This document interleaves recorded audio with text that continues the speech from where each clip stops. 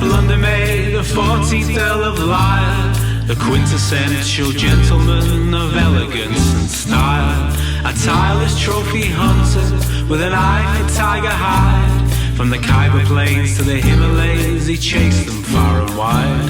Then he'd decant to his veranda and he'd play a raconteur, while flocks of punkah wallas waved their fans like wounded birds.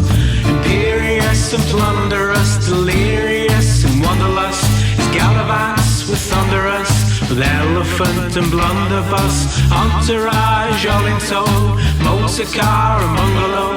He blundered through the undergrowth and let the toasts of tally-ho wear off.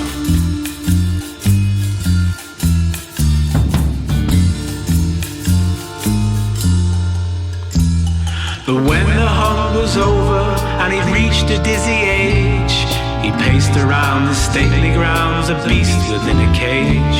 And his days grew long with supper gongs, liver salts and whist. And from the call of dice and dens of ice, he was powerless to resist. And his stately reputation fell into ailing health, and soon he found his good renown had dwindled with his wealth.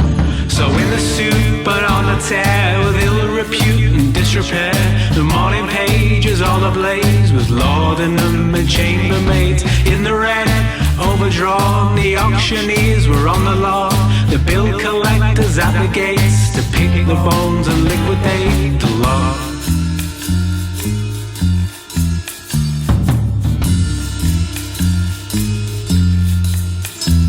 So lacking friend or penny, like a flint without a spark, he kept his powder dry beneath the boughs of Regent's Park.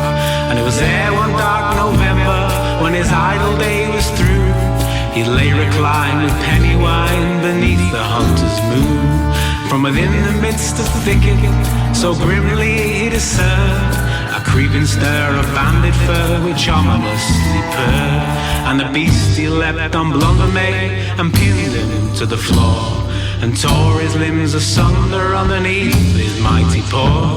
So fare thee well to Blunder May, the hunter who became the prey.